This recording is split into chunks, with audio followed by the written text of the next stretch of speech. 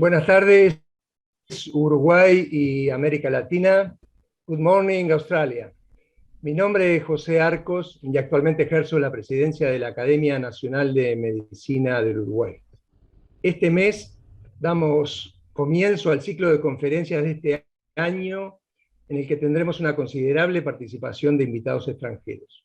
Se cumplen 2 años de la llegada del SARS-CoV-2 a Uruguay, por lo que nos pareció relevante tener un resumen y una mirada externa de lo que ha sucedido en Uruguay y en otros países de la región y del mundo. ¿Por qué con universitarios de Australia? Fundamentalmente por 2 razones. América Latina tiene más características comunes con Australia de las que generalmente se suponen. Y la otra razón es gracias a Noel Campbell, a quien tengo el gusto de presentar como nuestro primer conferencista. Noel ha organizado una serie de seminarios sobre este tema durante el año 2020 y 2021, de excelente nivel académico y al que ha tenido la deferencia de invitarnos.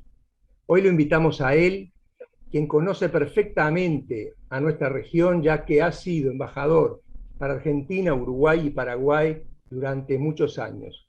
Y tiene una amplia experiencia como embajador en países de Europa y en la Agencia Internacional de Energía Atómica.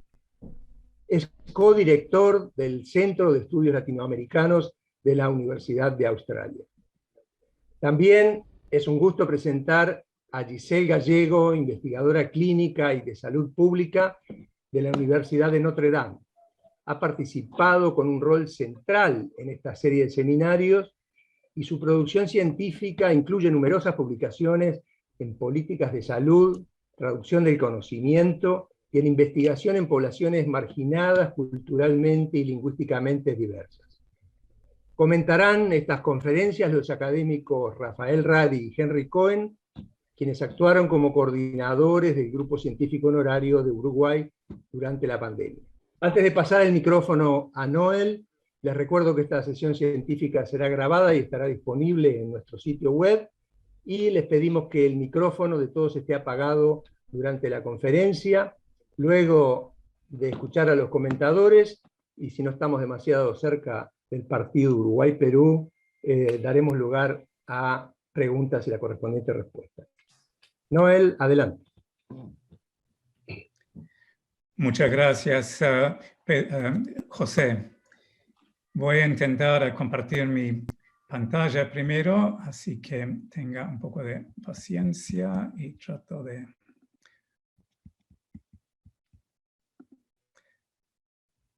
Bien. Mi nombre, como mencionó José, es Noel Campbell. Yo soy el codirector del Centro Nacional Australiano de Estudios Latinoamericanos en la Universidad Nacional de Australia.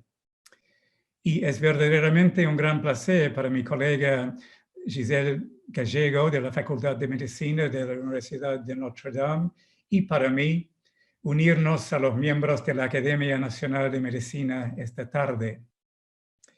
Como ustedes saben, el propósito de la conferencia es explorar los antecedentes y la evolución de la pandemia de COVID-19 en Australia por un lado y América Latina por el otro.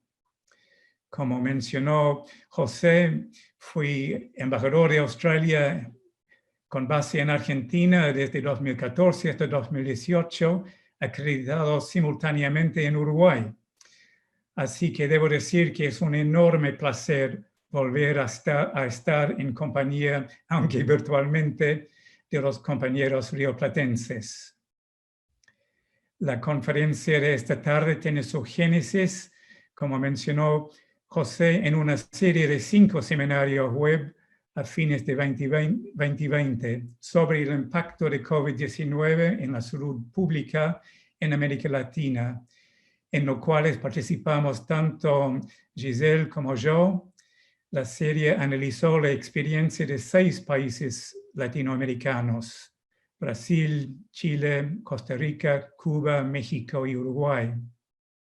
Y Uruguay estuvo representado muy hábilmente, tengo que decir, por el doctor José Pedro Arcos, a quien ambos estamos en deuda por el honor de estar con ustedes esta noche. Ahora, el programa entonces que Giselle y yo hemos acordado es dividir la presentación en 4 secciones principales. En primer lugar, yo voy a introducir el tema planteando una serie de preguntas de por qué importa América Latina, por qué importa Australia.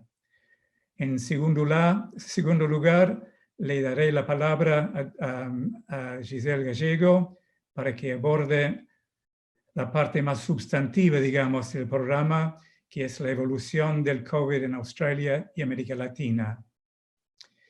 Tras la presentación del doctor Gallego, volveré yo a tomar la palabra para comentar sobre los impactos sociales y económicos de COVID y un pequeño resumen de lecciones aprendidas de nuestra consideración de las experiencias de Australia y los 6 estudios de caso de América Latina. Finalmente, tengo entendido que la palabra estará abierta para la discusión y para preguntas y respuestas. Para empezar, entonces, la serie de webinars en 2020 estaba dirigida, por supuesto, principalmente a una audiencia australiana. Por lo tanto, sentí yo que era mi deber proporcionar un poco de contexto de por qué nos estábamos enfocando en América Latina y por qué América Latina importa. Es un tema que me siento muy estimulado después de mis 4 años en Río de la Plata, porque uno tiene la tendencia de ver América Latina desde Australia en una manera estereotípica, pero tengo que decir que lo mismo pasa al reverso, es decir, por ejemplo, cuando uno menciona que soy de Australia, la reacción casi inmediata es, los canguros, Sydney Opera House, las playas de arena blanca, Nicole Kidman. Pero bien, si yo digo a mis compatriotas estuve en América Latina, de nuevo la respuesta es bastante estereotípica. Fiesta, siesta, café y bueno, bien dicho, dado que un match esta tarde, el fútbol. Todo muy positivo, felizmente, pero muy superficial. De este lado del Pacífico, mis compatriotas definitivamente me preguntan a veces, ¿pero por qué América Latina? Bueno, la respuesta es bien clara, en mi opinión. Es un mercado de 652 millones de personas, es inmensamente rico en recursos, especialmente agricultura y minería. Hay una clase media que está creciendo día tras día. Hasta COVID disfrutó una década de crecimiento económico. Y 3 países de América Latina, como Australia, son miembros de G20. Y mirando adelante, en los próximos 25 años, 2 de las 7 economías más grandes del planeta, Brasil y México, estarán en América Latina. Bien, al reverso entonces, ¿por qué considerar Australia? Muchos colegas latinoamericanos que están más familiares con el cultivo de relaciones tradicionales con Europa o América del Norte, me preguntan, bueno, ¿por qué Australia? Y bueno, yo llamo la atención sobre algunos hechos básicos sobre el lugar de Australia en el mundo. Mira, Australia no es de ninguna manera una superpotencia, sin embargo, es la 14ª economía más grande del mundo en términos de PIB. Al igual que América Latina, es rico en recursos.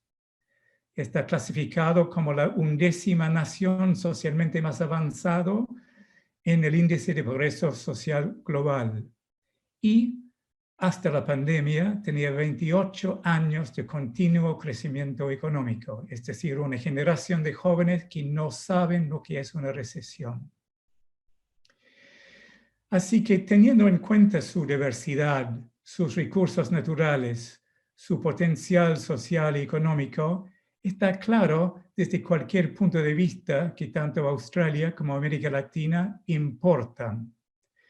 Entonces, lógicamente, tiene sentido que los profesionales y los formuladores de políticas de América Latina echan un segundo vistazo a la experiencia de Australia en una amplia gama de políticas sociales y económicas, incluidos el manejo de COVID-19 y viceversa. Bueno, en el contexto del seminario de hoy día, en el contexto de la salud pública y la política de la salud, consideramos un momento las características de los sistemas de salud en los 6 países latinoamericanos que estudiamos, por un lado, y Australia por el otro. En el caso de América Latina, claramente hay ciertas similitudes. El gasto en salud como porcentaje de PIB es del orden similar, alrededor 8 o 9% en los 6 países. Excepto el caso de Cuba, los 6 tienen una combinación de servicios de salud públicos y privados. Pero la escala del desafío que plantea una pandemia es obviamente más abrumadora en países como Brasil, con una población de 210 millones, y México, con 129 millones, en comparación con Uruguay o Costa Rica. También hay diferencias demográficas. Brasil tiene una gran población joven, mientras Uruguay tiene un fenómeno del envejecimiento de la población, uno de los grupos más vulnerables al COVID. La capacidad de la infraestructura de salud y de los profesionales de la salud varía considerablemente también. Y bueno, dentro de los 6 países que analizamos, hay diferentes sistemas políticos que tienen un impacto en el sector de salud. El gobierno cubano, por ejemplo, tiene controles sobre palancas de poder que no están al alcance de sus vecinos democráticos. Por eso, en cuanto a la capacidad de preparación y gestión de los sistemas de salud de los 6 casos de estudio en América Latina, la propagación de COVID se ha mostrado muy desigual, muy heterogénea. Permítanme darle un resumen muy breve a modo de comparación de las características del sistema de salud en Australia. El gasto de salud como porcentaje de PIB es alrededor de 10%, es decir, 202 mil millones de dólares en el año 2020. El número de médicos por cada 100 personas es de alrededor de 3.5, que es relativamente alto entre los países del OCDE, pero aún menor que tiene Uruguay o Cuba. Y al igual que la mayoría de los países latinoamericanos, la atención médica en Australia es una combinación de servicios públicos y privados. El gobierno financia los servicios de salud a través de un sistema nacional de seguro de salud que se llama Medicare, que subsidia una cantidad fija para la mayoría de los servicios para todos los ciudadanos. Y cualquier parte de los costos de atención médica que no cubre Medicare son pagados por el paciente o por un seguro de salud privado. La responsabilidad política por la salud es un poco compleja porque, al igual que Argentina, Brasil y México, Australia tiene un sistema federal. El gobierno federal establece las políticas nacionales de salud y es responsable para Medicare, los seguros de salud privados, a la investigación médica de salud y la regulación de medicamentos y dispositivos. En cambio, los gobiernos de los 6 estados y los 2 territorios son responsables de la gestión de los hospitales públicos y la regulación de los hospitales privados, así como la prestación de servicios preventivos y de atención primaria de salud. Así que, tomando en cuenta estos antecedentes, permíteme ahora darle la palabra a doctora Giselle Gallego para explique con un poco más detalle cómo evolucionó la pandemia del COVID en Australia y los 6 países latinoamericanos que examinamos, cuáles fueron los principales impactos de salud, cómo respondieron los respectivos gobiernos con los resultados. Así que, por ahora, entonces, Giselle, usted tiene la palabra. Gracias, Noel. Voy a compartir las diapositivas.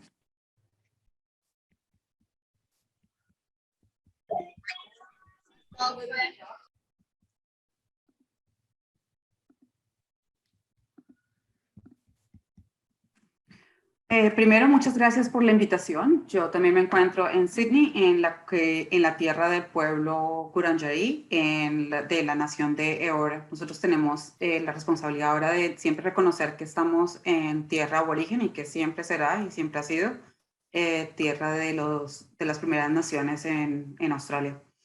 Entonces, como les contaba Noel, yo voy a empezar a hacer una comparación entre Australia primero. Cómo fue la situación australiana desde hace 2 años hasta ahora. Y en la segunda parte de mi charla voy a hablar sobre el caso estudio de los 6 países, por cuál era el objetivo de hacer el caso estudio, los métodos que utilizamos, los resultados, y después nuevamente le voy a pasar la palabra a Noel.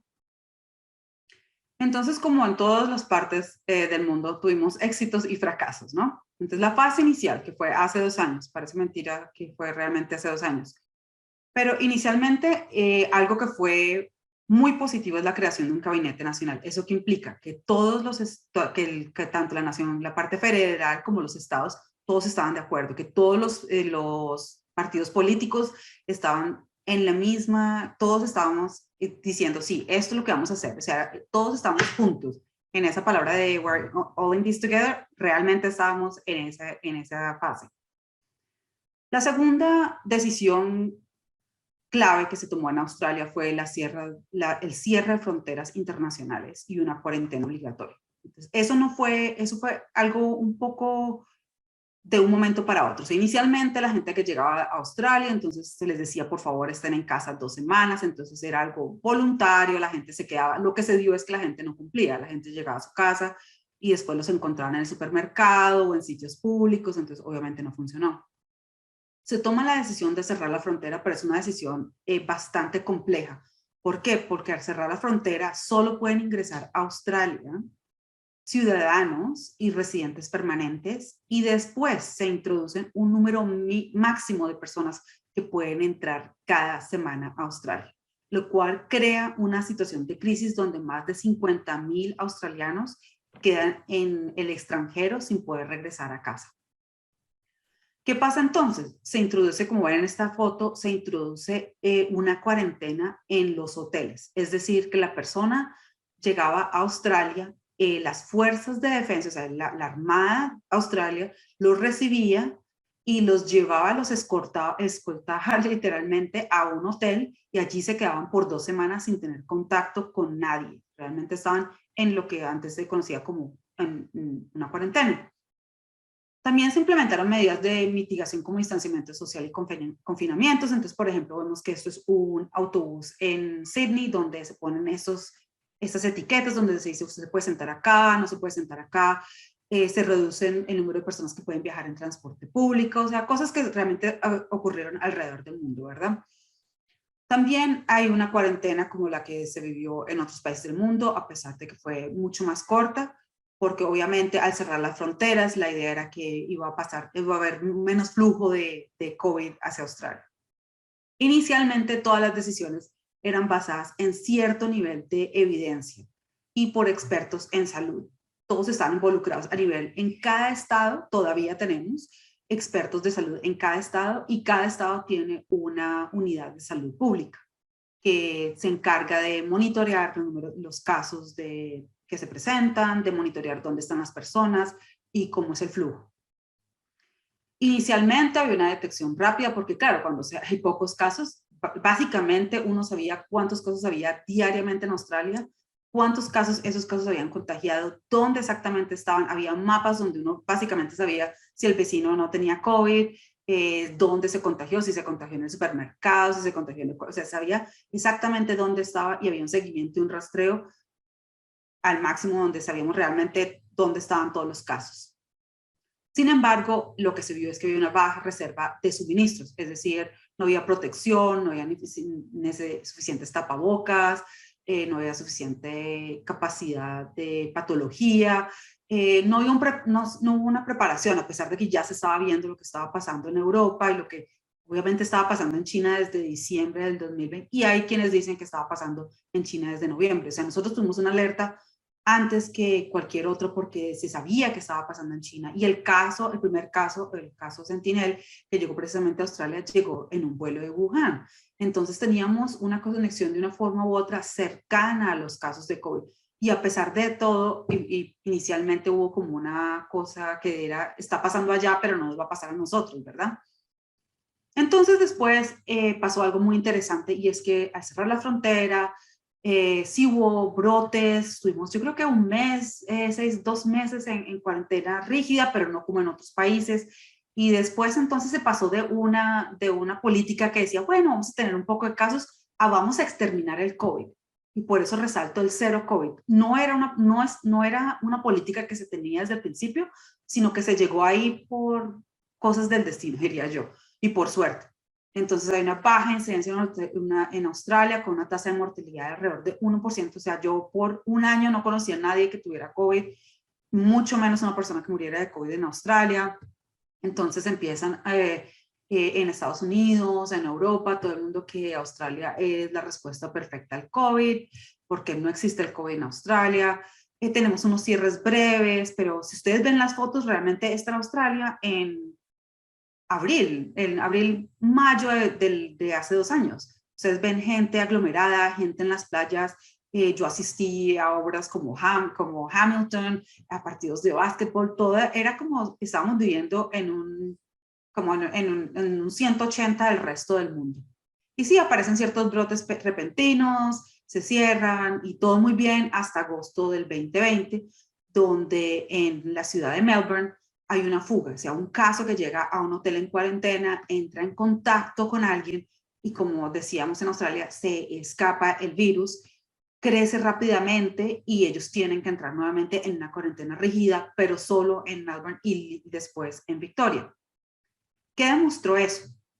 Primero demostró que obviamente los hoteles, qué pena por hoteles en inglés, no están adecuados. Primero porque es un hotel que no tiene ventilación, donde en muchos casos no se pueden abrir las ventanas, donde sí, cuando se abren las puertas hay flujo. Y después, ¿cómo se demostró? Inicialmente el enfoque, como en todas partes del mundo, eran todas las superficies, ¿verdad? Entonces se limpiaban todas las superficies, era contacto con superficies, y después obviamente en la investigación se dio cuenta, un grupo en Queensland hizo una investigación que mostraba el flujo del aerosol del COVID y mostraba que los hoteles era el peor sitio para tener gente, porque los flujos de gente infectada, el aerosol viajaban rápidamente, entonces no había filtración. Y efectivamente el caso que salió del hotel de cuarentena en Melbourne demostró eso.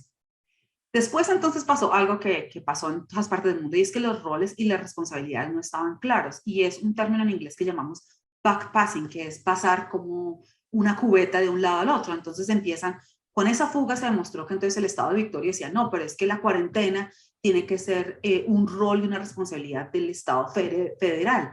Y el Estado federal decía, bueno, pues sí, pero no, porque entonces nosotros les dimos el poder para que ustedes manejaran la cuarentena. Entonces después en Victoria también se decía que contrataron seguridad privada para monitorear la gente en los hoteles para que no se escaparan, pero entonces decían que tenían que haber tenido parte del ejército, como se hizo en otros estados. Y ahí, mira, ahí me puede demorar hasta que empiece el partido de Uruguay, en cómo pasa todo el tiempo de quién es el culpable realmente. Y se ven las líneas borrosas de responsabilidad, quién está encargado de qué. Y hay un término que a mí me llama mucho la atención, que es este nudo gordiano, donde son problemas realmente complejos que necesitan soluciones un poco innovadoras para sobrellevarlos. Y nosotros vivimos en un nudo gordiano, pero sin soluciones. Entonces, como les contaba, más de 40.000, llegó un momento en que 50.000 ciudadanos no podían ingresar a Australia. ¿Por qué? Porque entonces había límites en los hoteles, El costo, tocaba pagar el costo de la cuarentena, cada persona tenía que pagar $2,000 por adulto. Además pasamos de tener, por decirles algo, un ticket que costaba $1,000, empezó a costar $8,000 porque no había demanda, porque obviamente si solo pueden volar 40 personas en un avión, la compañía entonces empezó a cobrar lo que quisieran y la gente que estaba realmente desesperada, la gente que tuviera dinero, podía regresar a Australia. Entonces, muchísimo malestar. El otro problema que es muy importante, lo que demostró la fuga en Melbourne, es que, bueno, se fugó el caso desde este hotel, pero por cualquier motivo, ya les voy a explicar por qué afectó este sitio. Este sitio es un sitio de vivienda popular en Melbourne. ¿Qué quiere decir?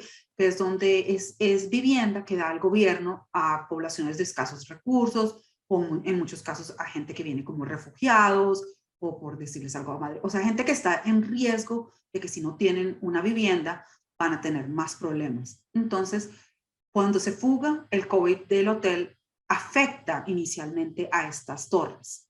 Entonces se crea una diferencia, porque la gente que vive en estas torres obviamente tiene menos acceso a salud, no tienen un empleo constante, son las personas que, por ejemplo, están limpiando, están haciendo lo que nosotros llamamos trabajos esenciales. Entonces demuestra un problema en términos de equidad y empieza un problema también un poco más grave, que es que empieza a decirte, ah, claro, la culpa es de ellos, porque ellos viven en hacinamiento, porque ellos no saben hablar inglés, porque ellos no tienen un nivel de alfabetismo correcto. Ellos y nosotros los encierran, realmente encierran estas torres sin decirles qué pasó y cometen, o sea, se comete un error y una brecha de los derechos humanos de estas personas. Mientras tanto, en paralelo, pasa algo que es aún peor, y el término nuevamente viene, y ahora está en el diccionario, que se llama stroll out, que nosotros vamos como caminando de una manera muy, muy lenta hacia la vacunación. Hay caos, hay confusión y hay demoras. Es decir, que pasan básicamente casi un año, mientras que el resto del mundo se está vacunando. En Australia todavía no se aprueba la primera vacuna, no se sabe cómo va a ser porque no había como esa urgencia de vacunar a la gente, porque si todos estamos sin COVID, ¿por qué tenemos que vacunarnos? Aún peor, el gobierno toma decisiones que aún no sabemos cómo justificar. Y es que deciden que toda la compra de vacunas inicialmente solo va a ser de AstraZeneca. No solo compran solo AstraZeneca, sino que después deciden que la única vacuna que se va a producir en Australia va a ser AstraZeneca. Porque hay capacidad en Australia de producir la AstraZeneca, de producir, por ejemplo, Novavax y producir vacunas que tengan ARN, pero que tengan otros sistemas de producción. Eso tiene problemas graves. ¿Por qué? Porque las tasas de vacunación a mediados del 2021 eran las más bajas de casi todos los países desarrollados. Después entonces aparecen los problemas con la vacuna AstraZeneca, entonces los efectos secundarios, entonces crea que la gente en Australia no se quiere vacunar porque tienen miedo a los efectos secundarios. Y la única vacuna que estaba disponible era AstraZeneca, a menos que uno fuera profesional de la salud o que estuviera trabajando en cuarentena, y para ese grupo existía Pfizer, pero solo para ese grupo. Entonces se crean muchísimos problemas a términos de vacunación. Como les comenté, las desigualdades, especialmente comunidades indígenas y multiculturales. Entonces, lo que pasa es que al principio, obviamente, las comunidades indígenas son remotas, nunca existieron casos de COVID por un año, estaban protegidas. Y después, cuando se fuga el COVID, cuando empiezan los problemas, entonces, ¿a quiénes afectan con mayor incidencia?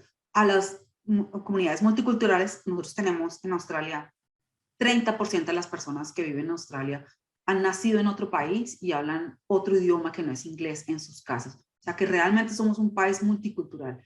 Y las comunidades indígenas, además que muchas son remotas, hay otras que también están mucho más cerca en zonas rurales y regionales. ¿Qué se ha demostrado ahora? Que tanto las comunidades indígenas como multiculturales han sido más propensas a terminar en hospitalizadas. Por ejemplo, hay un reporte que dice que las comunidades árabes han tenido mayores números de hospitalización comparadas con las comunidades no árabes, y mayores muertes en las comunidades indígenas como una proporción de toda la población australiana. Y con la llegada de Delta, los casos diarios de coronavirus aumentan a pesar de que se empieza nuevamente el confinamiento, y lo que vemos en esta imagen al final son las filas para realizarse una prueba de patología.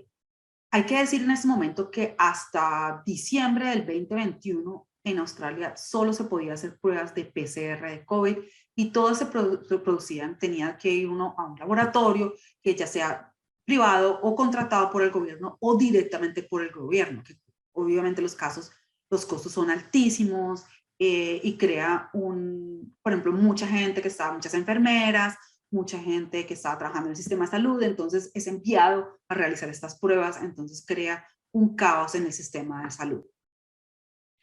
Además, hay grietas que son más evidentes al final del año pasado, y es que, por ejemplo, la respuesta de política de empleo, apoyo a los ingresos y vivienda. Y no voy a hablar mucho de esto porque Noel va a hablar de esto, y es que inicialmente había muchísimo apoyo. El apoyo, había un programa que se llamaba JobKeeper, que decía que, bueno, durante la cuarentena vamos a apoyar a las compañías para que cierren, pero igual les vamos a dar dinero para que les puedan seguir pagando a sus empleados, de tal forma que los empleados no tienen que estar trabajando porque les vamos a pagar la gente que estaba en algo que llamamos el desempleo. Entonces también se les subió la cantidad de desempleo. O sea, muchísimas estrategias que pasaron en el 2020 que en el 2021 ya no existían. Pero nuevamente Noel les va a hablar un poquito más de eso.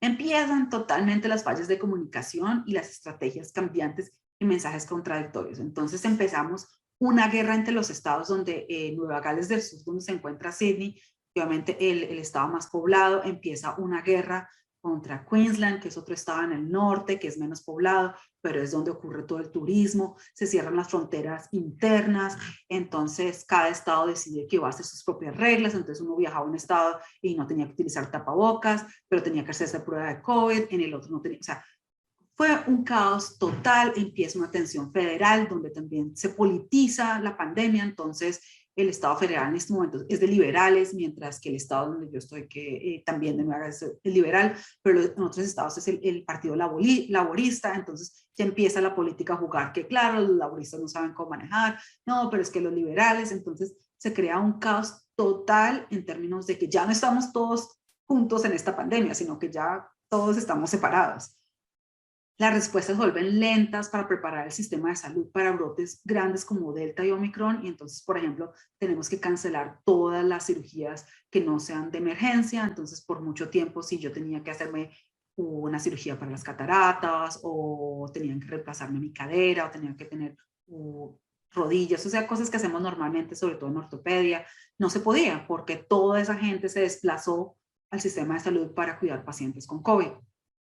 Definitivamente no hay previsión y planeación para suministros. Entonces, por ejemplo, en diciembre del 2021, por primera vez se aprueba en Australia el uso de prueba de antígenos.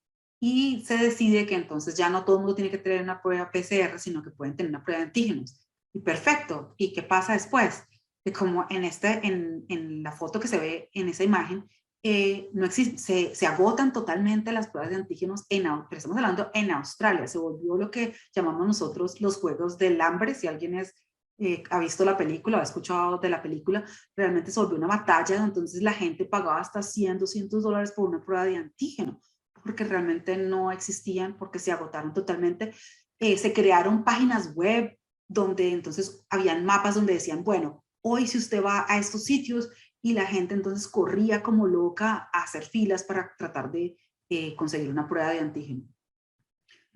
Y en conclusión, a finales, y esto es hasta octubre, o sea, antes de que empezara Omicron, se empiezan a evaluar cuáles son las políticas del gobierno y cómo respondió el gobierno en 3 áreas, que es el empleo, el ingreso y la vivienda. Y A, obviamente, es lo mejor, B es intermedio, C y F es cuando realmente pierden el año. Y eso es un reporte que producen en Canberra.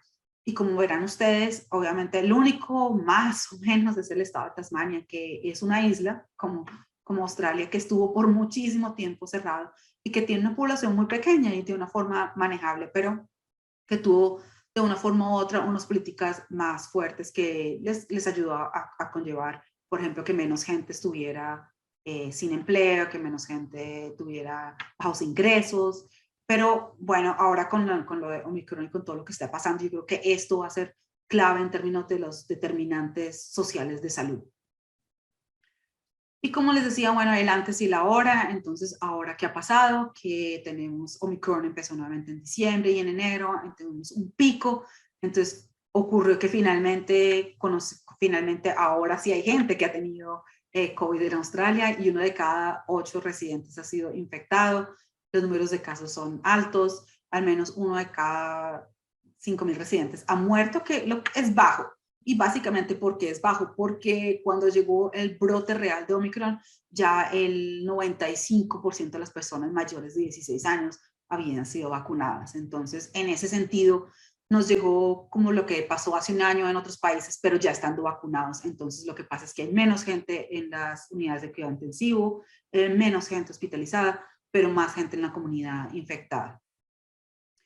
Ahora estamos en la tercera dosis, entonces nuevamente con la llegada de Omicron, entonces hubo la idea de que todos teníamos que tener la tercera dosis, y más o menos estamos como en tercera después de Canadá, y muy similar a lo que está pasando en Nueva Zelanda.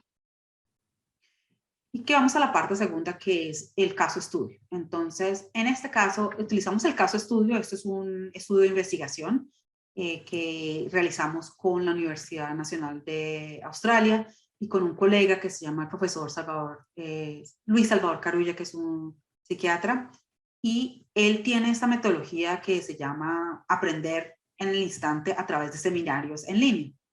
Entonces, lo que hicimos fue que enfocamos en eventos que estaban pasando en esos momentos. Estamos hablando de marzo del 2022, y pasaron 6 meses, entonces los seminarios se realizaron en noviembre del 2022, y la idea es que tener conocimiento de lo que está pasando en tiempo real, y nos ayuda a responder preguntas de por qué se toman las decisiones, cómo se implementan y cuál es el resultado, y explorar asuntos de política e investigación evaluativa.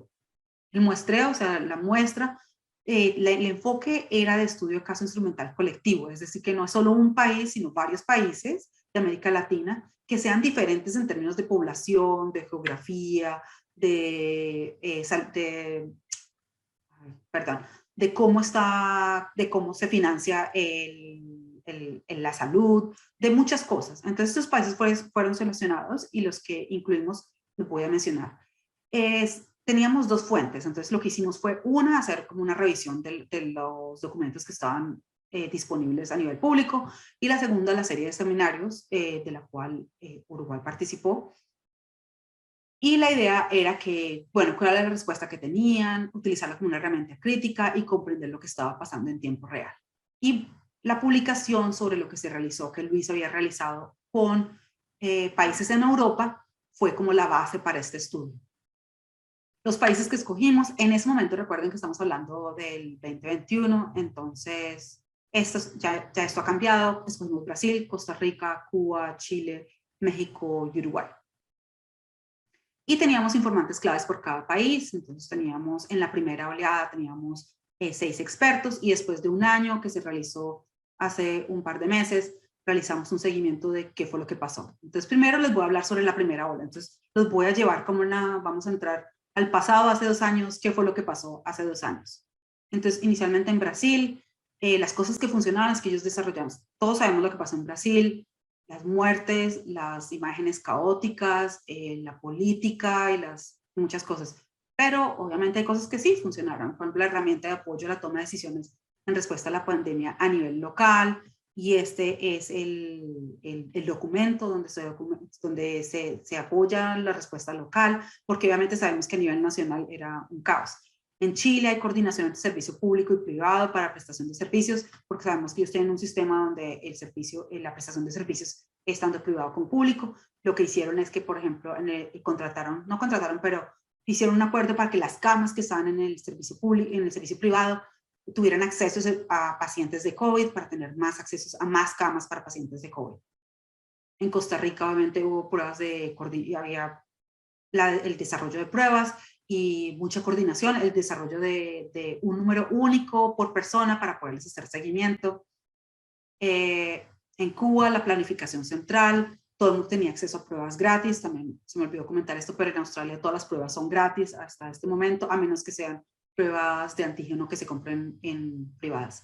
Visita puerta a puerta en todo el país y un evaluador virtual, es decir, que tenía como una aplicación donde uno evaluaba sus síntomas y decía, sí, es posible que usted tenga COVID o no, y se estableció un comité científico. No les voy a hablar de Uruguay porque creo que ustedes tienen aún mucho más conocimiento del que nosotros tenemos, y obviamente José presentó, y en ese momento Cuba, Uruguay y Costa Rica eran los ejemplos a seguir en Latinoamérica. México tenía un sistema de semáforo donde entonces si era rojo, entonces era un nivel de alto, si era amarillo, entonces estábamos como menos casos, y un sistema verde donde había sistemas buenos. Lo que eso hizo sin realmente, no fue como algo que pasó sin realmente planearse, es que se cerraron las comunidades indígenas y por ende se protegieron, porque entonces no había acceso a esas comunidades y entonces el virus no entró y estuvieron protegidas por un tiempo límite.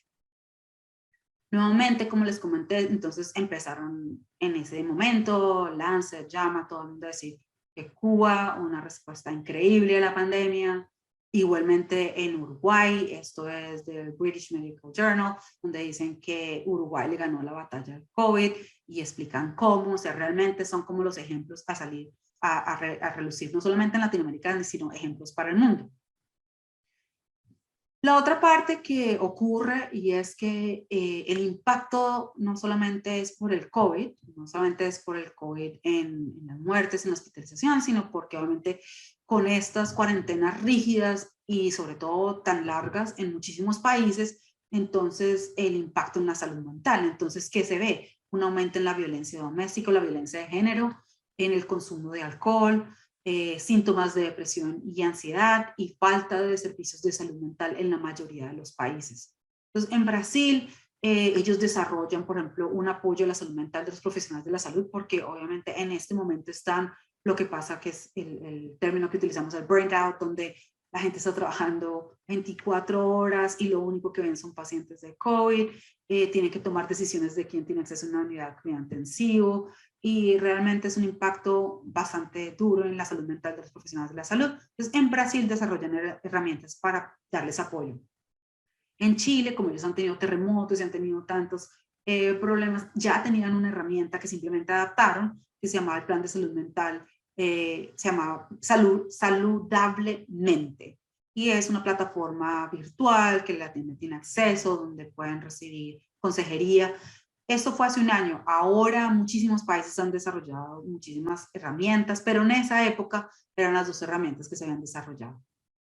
Después de un año, entonces dijimos, bueno, ya ahora están las vacunas, ya han cambiado muchas cosas, las fronteras se abrieron. Recuerden que en esa época, cuando hablamos de Costa Rica y Uruguay, Costa Rica había cerrado sus fronteras, Uruguay había cerrado sus fronteras. En un año entonces las fronteras se abren, se vacuna a la gente, y entonces, ¿qué pasa en un año? Obviamente, como ustedes saben mejor que yo, las cosas cambiaron. Una vez abrimos las fronteras, ustedes tuvieron, el COVID llegó básicamente desde Brasil y llegó de manera fuerte, y los casos simplemente se vivieron, se incrementaron de una manera astronómica, tanto en Uruguay, tanto en Costa Rica, tanto en todos los países que abrieron sus fronteras. Doctora, disculpe, nos quedan 5 minutos. Perfecto. Entonces, ¿qué pasa? Las siguientes olas y variantes, cambios entre la primera y la segunda oleada, el impacto de la vacunación en la mortalidad y en el sistema de salud. Entonces, por ejemplo, Chile fue algo clave, es que realizó la precompra de vacunas, producción local de vacunas en Brasil, y en este momento desarrollan su propia vacuna. Obviamente, Cuba tiene la Soberana 1 y 2, y ya vacunaron con la Soberana, altas tasas de vacunación.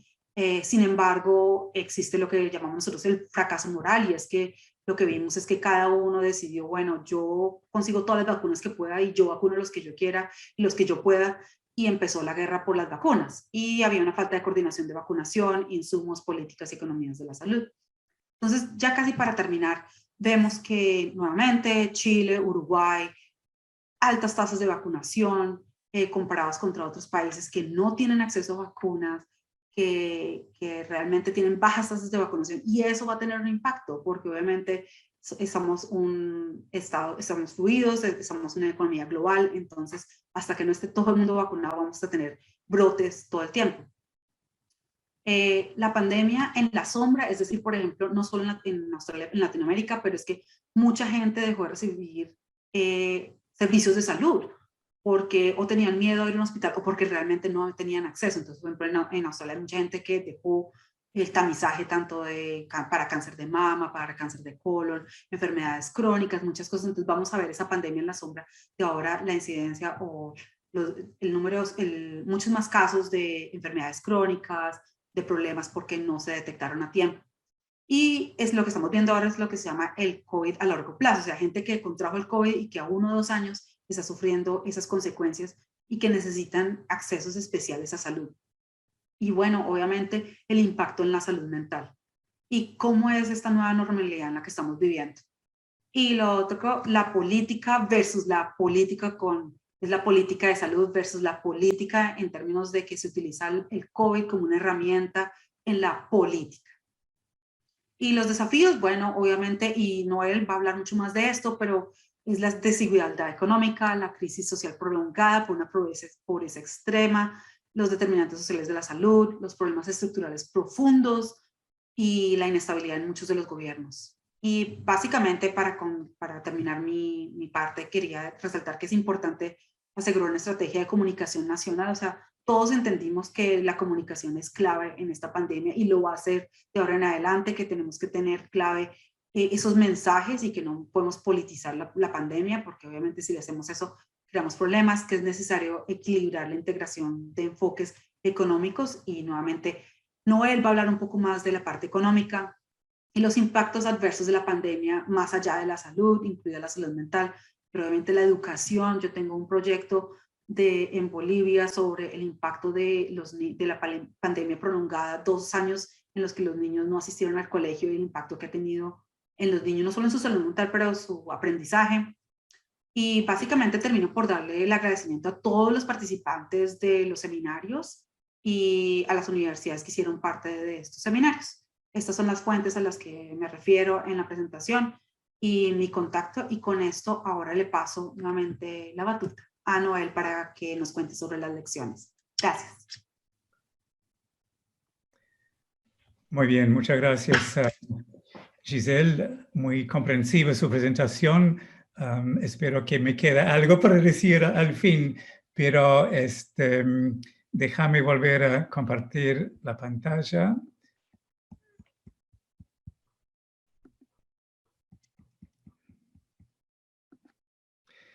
Bien. El impacto más obvio de la pandemia, como mencionó Giselle en su presentación, ha sido exponer la debilidad del sistema de salud en muchos países de América Latina. Los sistemas nacionales de salud enfrentan y, bueno, continúan enfrentando presiones sin precedentes mientras dure el COVID y las nuevas variantes del virus. Estas presiones se ven agravadas por el impacto económico adverso de la pandemia. Economías contratadas, el desempleo se disparó, cayeron las remesas del exterior, el precio de algunos productos básicos de los que pueden depender los países han disminuido, el turismo se secó y el comercio internacional y la inversión internacional disminuyeron.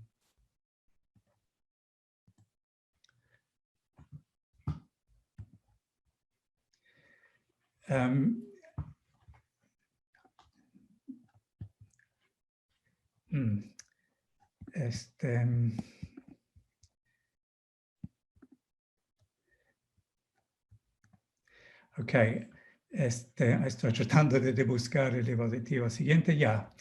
Al mismo tiempo, como mencionó Giselle, había impactos sociales, la pobreza, la falta de vivienda, las quiebras, la violencia doméstica aumentaron.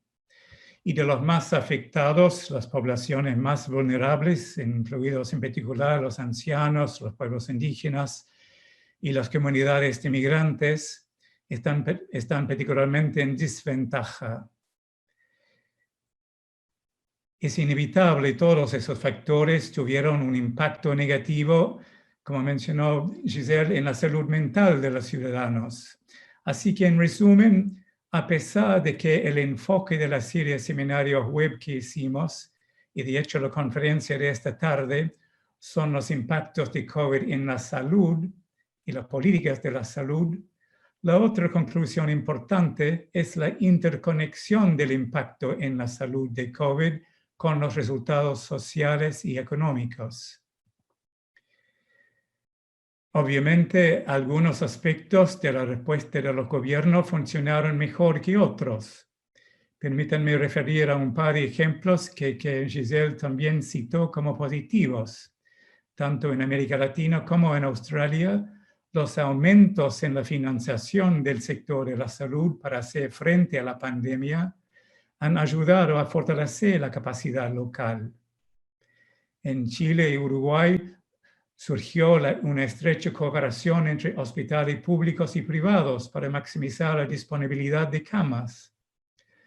La escasez de suministros a nivel mundial alentó las soluciones locales. En Brasil, por ejemplo, fabricación de ventiladores económicos. En Uruguay mismo, el desarrollo de kits de pruebas PCR y pruebas serológicas. En Cuba, investigación y desarrollo para producir una vacuna local. Y en términos de respuesta institucional, el establecimiento de órganos autónomos de expertos con el mandato de recomendar acciones de salud al gobierno demostró ser muy eficaz y resultó en decisiones de políticas generalmente basadas en evidencia. Por el otro lado, con el beneficio de la retrospectiva, claramente había aspectos de las respuestas de los gobiernos que debían mejorarse. La necesidad de alinear mejor las medidas económicas y sanitarias. Debido al alto porcentaje de personas en la fuerza laboral informal en muchos países de América Latina, siempre iba a ser poco realista esperar que un confinamiento fuera efectivo cuando estas personas necesitan movilizarse y socializar para alimentar sus familias. Esto también subraya la necesidad de un apoyo económico temprano y adecuado para el sector informal y para quienes son los más vulnerables. La necesidad de fortalecer la capacidad también, especialmente al comienzo de la pandemia, la capacidad de realizar pruebas en la mayoría de los países era inadecuada. De manera similar, hubo una falta de capacidad para rastrear y monitorear la propagación de COVID, tracking and tracing. Y también la importancia de comunicación y la mensajería. En muchos casos, los mensajes eran inconsistentes, no solo entre líderes políticos y profesionales de la salud, sino también en algunos casos, incluso en Australia, entre diferentes ministerios y agencias del mismo gobierno.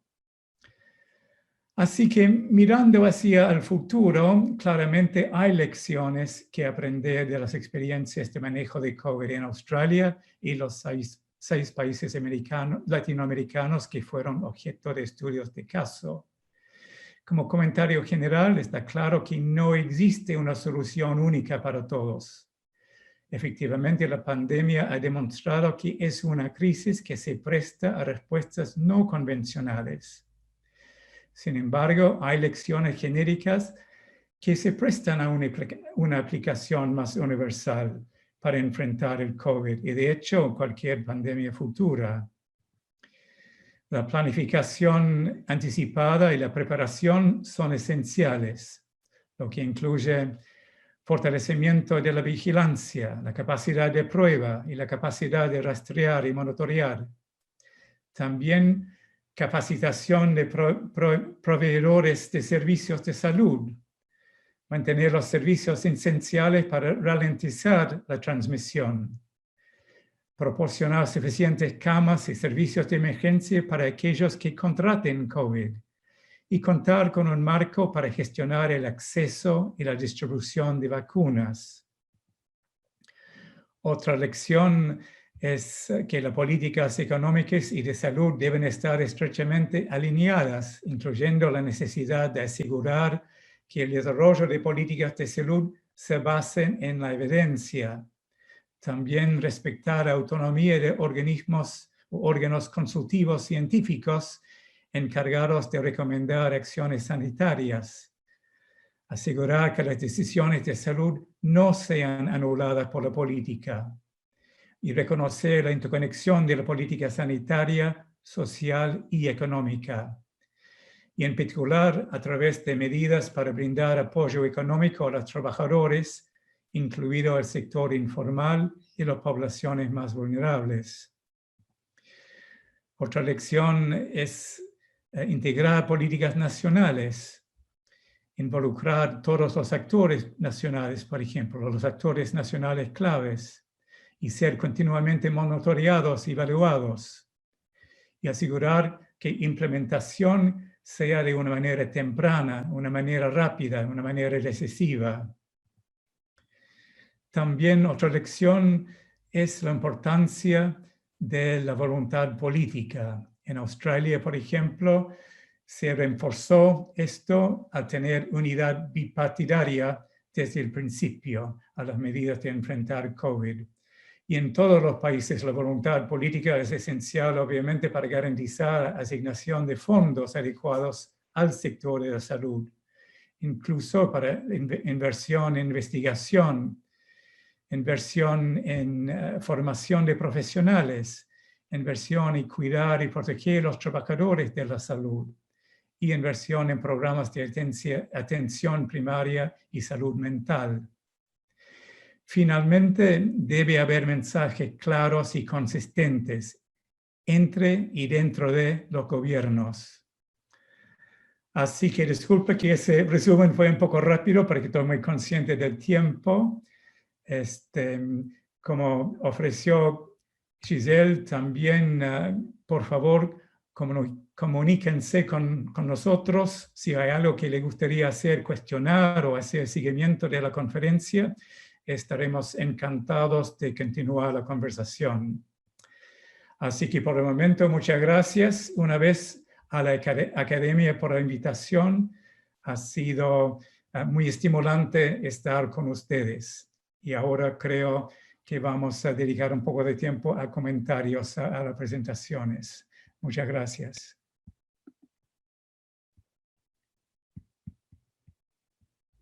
Muchas gracias, Noel y Giselle, por las excelentes presentaciones.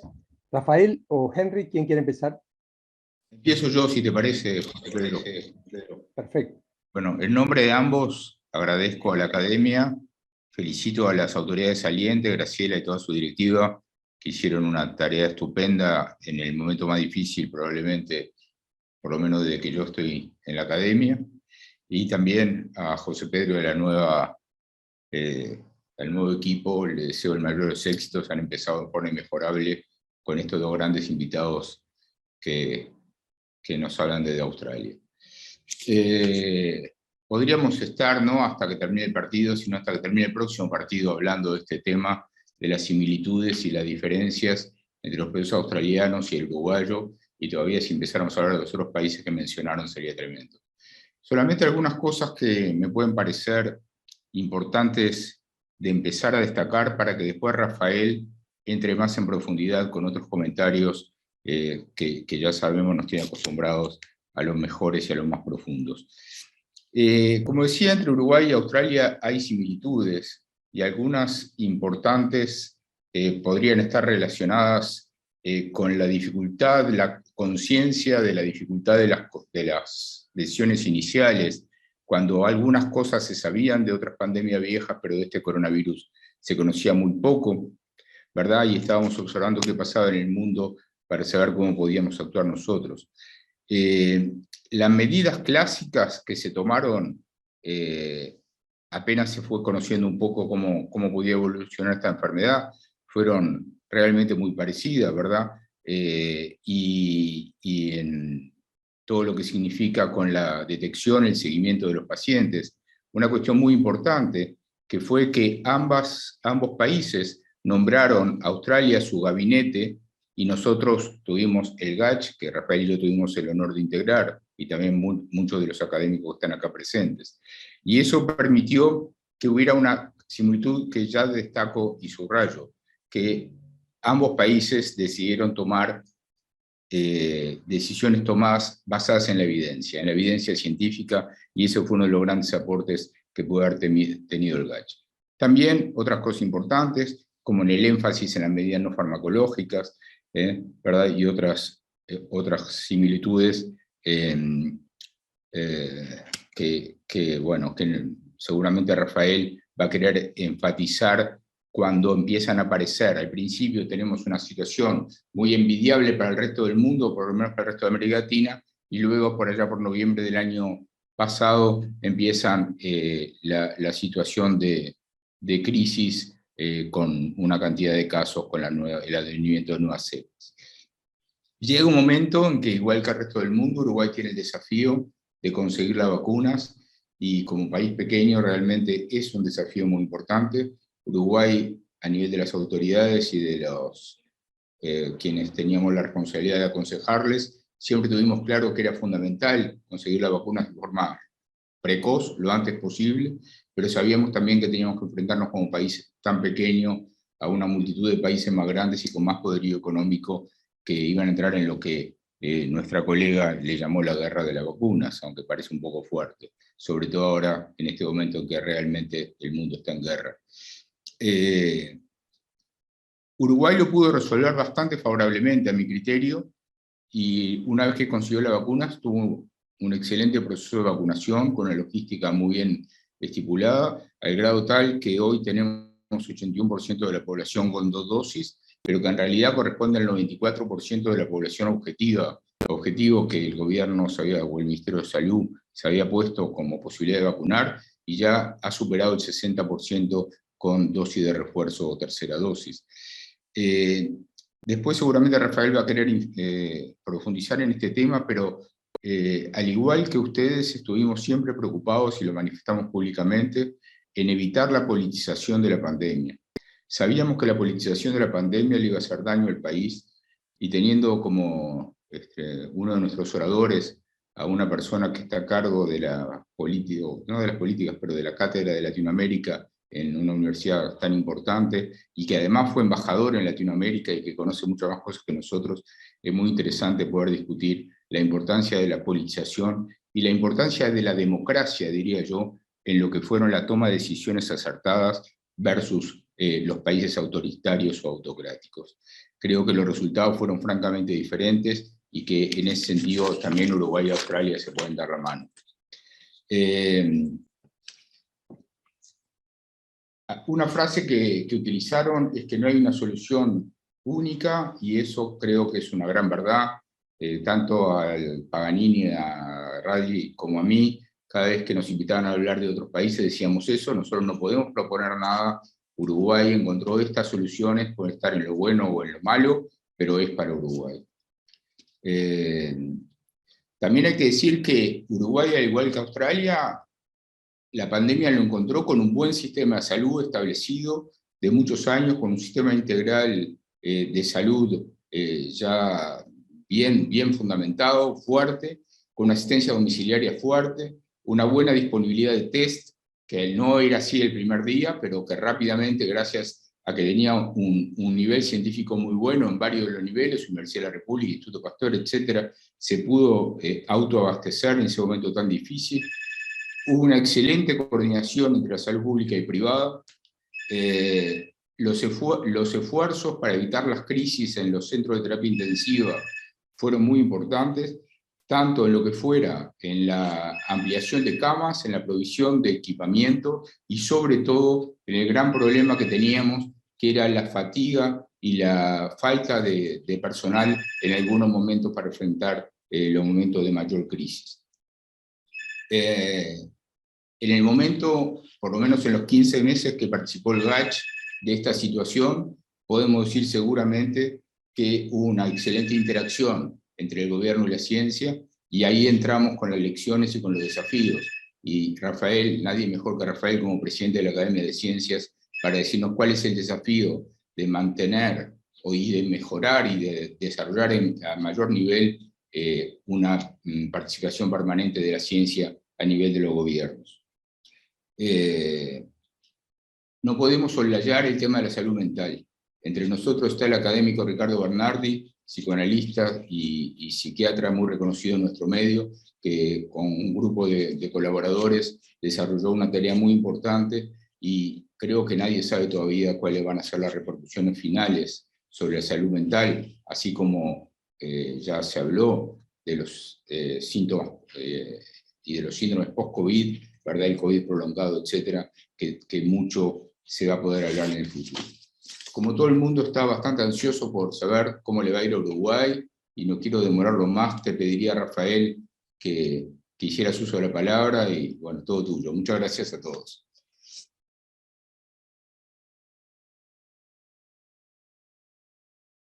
Buenas noches, muchas gracias Henry, gracias José Pedro por haber propiciado esta reunión con nuestros colegas australianos, a quienes agradecemos mucho esta presentación, este resumen comparativo.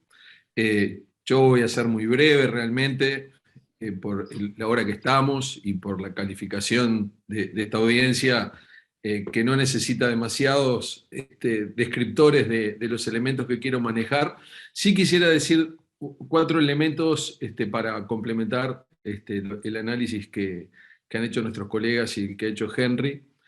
Una gran diferencia entre Australia y Uruguay es que Australia es un continente isla y Uruguay es un pequeño país ubicado alrededor de 2 gigantes, con políticas sanitarias muy diferentes a las nuestras, con políticas públicas que se revelaron diferentes a las nuestras, y con una frontera seca de más de 1000 kilómetros.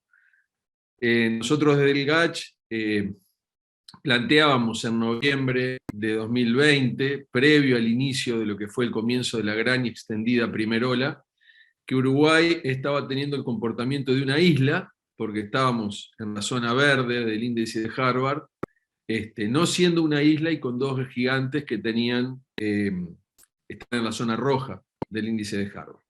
Esa era una situación que desde el punto de vista biológico, epidemiológico, era imposible sostener, y era evidente que la penetración de cepas provenientes de los países vecinos, en particular lo que se dio luego con la penetración de la variante de preocupación gamma, desde Brasil, era algo que tarde o temprano iba a llegar. Entonces el punto básico era cómo gestionar un fenómeno que iba a ser inevitable, pero que podría ser en determinada medida mejor o peor gestionado en cuanto al impacto que podía tener, sobre todo con las capacidades de respuesta del sistema de salud y en la morbimortalidad de nuestra población.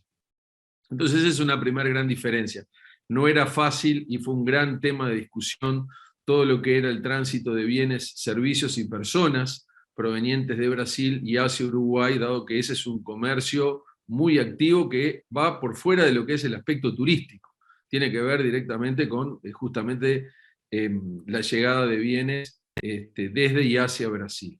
Ese fue todo un tema, inclusive nosotros pudimos identificar rutas nacionales a punto de partida de las cuales se generaba la penetración viral desde las zonas de mayor circulación hacia las de menor circulación.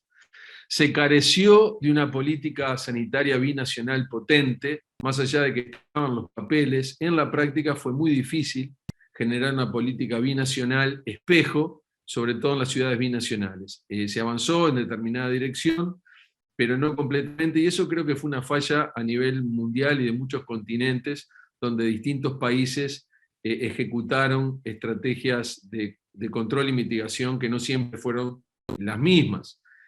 Por lo tanto, quería marcar esa diferencia, porque es una gran diferencia entre lo que es la situación de un pequeño país rodeado por 2 grandes países, de lo que es un continente isla como Australia, con las dificultades que en el caso australiano emergen desde esa situación de relativo aislamiento.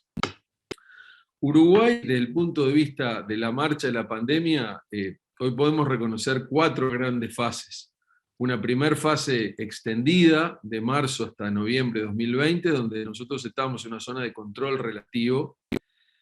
Una fase donde se perdió el control epidemiológico y hubo la penetración de la variante gamma, previo al inicio de la campaña de vacunación y durante la campaña de vacunación, algo que de alguna forma dificultó que el efecto de las vacunas se expresara más rápidamente de lo que se expresó, porque desde el inicio de la campaña de vacunación, en marzo hasta comienzos de junio, el número de casos fue altísimo y coexistían el proceso de vacunación con la expansión exponencial de la variante de preocupación gamma.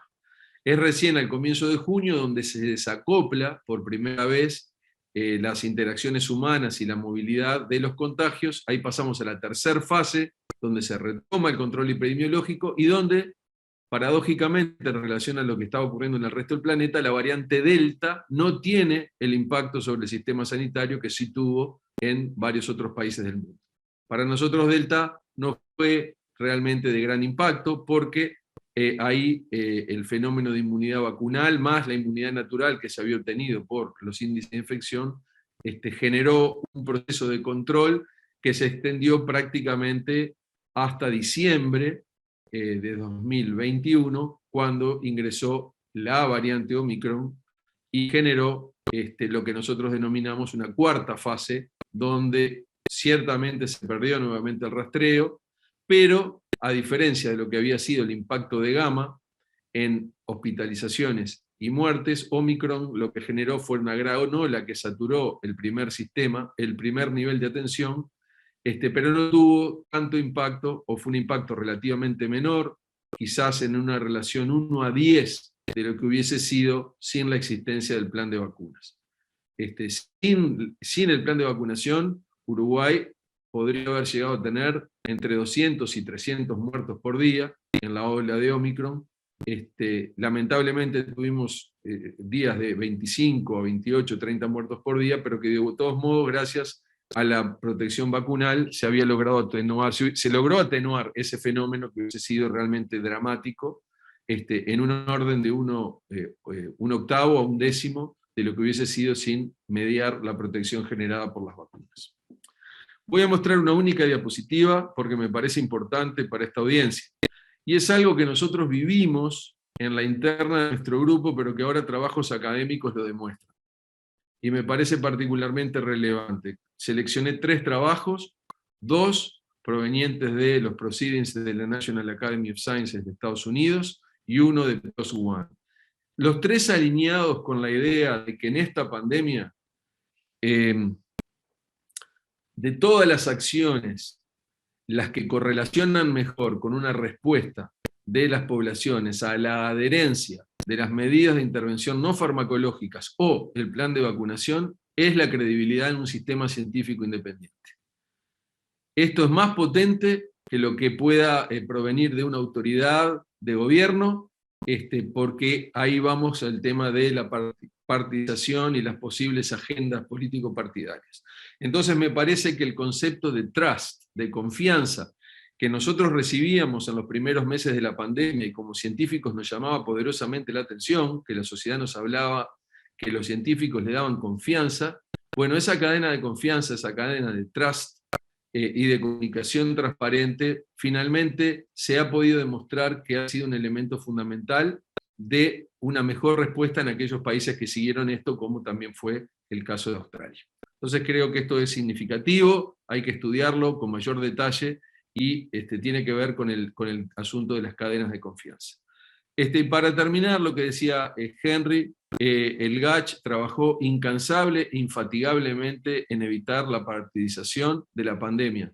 Cuando el grupo se retiró y el porcentaje de aprobación de la población de lo generado era independiente, era igual e independiente del partido político que la gente había votado, para nosotros fue una sensación de tarea cumplida, porque era evidente que acá no se trataba de un fenómeno relacionado a ideologías de carácter político o filosófico, sino que era un tema sanitario, y haber evitado la partidización, tarea que no fue nada fácil y fue por momentos extenuante, fue algo que lo considero como una de las fortalezas que tuvo la respuesta científica que se dio en Uruguay, y que también es objeto de estudio académico a nivel de comparativo a nivel mundial. Así que con estos comentarios aprovecho a saludarlos y dejo entonces a José Pedro la palabra para que continúe el seminario. Muchas gracias, Rafael y Henry. Giselle. Sí, muchas gracias. Simplemente quiero responder que realmente me interesa, básicamente, Rafael, publicar exactamente eso. Cómo Uruguay y Australia han considerado como casos como la mejor estrategia, después pasaron por una mala estrategia y nuevamente como lograron resurgir. Y me parece que esa comparación es muy interesante para publicarla y creo que deberíamos trabajar en algo así. Y el otro comentario que es más bien interesante es que alguien decía que por primera vez en Australia descubrieron la epidemiología y descubrieron qué hacían los epidemiólogos, que nunca en la vida habían visto tantos epidemiólogos en televisión y siendo entrevistados. Entonces es algo que fue muy interesante, que de un momento a otro había epidemiólogos en la radio, en la televisión, en todas partes donde nunca habían aparecido, y por primera vez incrementaron la gente aplicando a epidemiología clínica en Australia. Muchas gracias, Giselle. Bueno, solo me queda agradecer las dos magníficas presentaciones y los dos perspicaces comentaristas, a todos los demás por haber asistido, y esperamos que compartir estas experiencias con otros países que, aunque parezcan lejanos, están en el conocimiento muy cercanos, nos enriquece a todos. Así que esperamos continuar en esta línea. Hasta pronto y muchas gracias. Noel, Giselle, chao.